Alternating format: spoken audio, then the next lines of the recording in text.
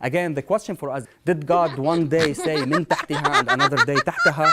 Or was there one way and then somehow the way the text was transmitted, it had problems in it and we don't know exactly which one was. There are more textual variations which are more problematic. So this is a codex which are all both Quran, you can both get them. So you can go to Mecca and then you can get the Quran based on this tradition, and you can go anywhere else and you pick up the Quran from this tradition.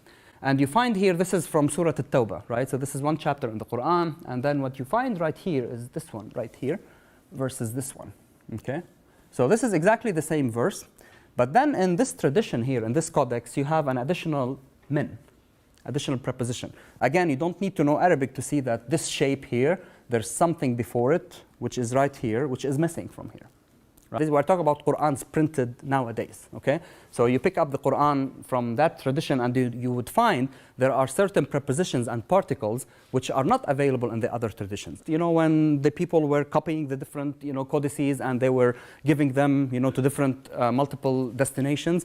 However, regardless of the origins of these, whether they were intentionally put there or they were typos, they became part of the tradition. So if you want to memorize the Qur'an and recite it based on the Meccan tradition, you have to basically say min tahtiha.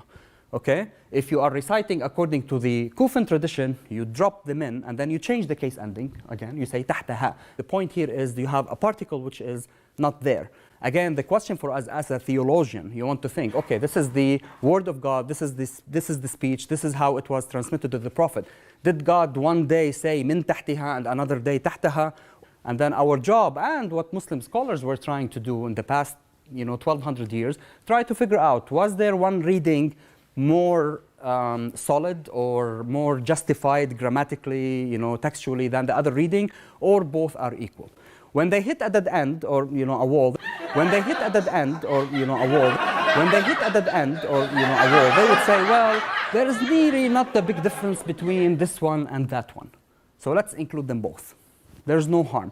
And you would have different legal scholars and theologians. They would say, well, as long as it doesn't really change the message, like the core of the meaning of the text, it doesn't really matter if I say from beneath or beneath. It's all the same. When they hit a dead end or a wall. However, grammarians, they were very uneasy with that. Like, what do you mean it doesn't matter? Of course it matters to me. It's a particle. You are talking about a whole particle missing from the text. I can't just get rid of that particle and say, well, I will ignore it. And this is why you have this division between grammarians, Arabic grammarians, and theologians. Grammarians would challenge the system of the 7 readings. They would tell you, this reader, he didn't know enough Arabic. This reader doesn't know Arabic grammar very well. I don't accept the reading of Hamza Zayyad or Al-Kisai because they didn't really study grammar with Sibawayh, or the great grammarian, right? And this is why, if you go back to the theologians, they would respond to the grammarians. Oh, you infidels, you are not, you are secular grammarians, you just care about your a, u, e, genitives, nominative, subjunctive. This is the word of God. Of course, it's a particle, doesn't matter. This is what God revealed to us. And this is very obvious. You read any work on exegesis in the Islamic tradition, and it's just full of battles, between the grammarians and the linguists with the theologians and the exegetes.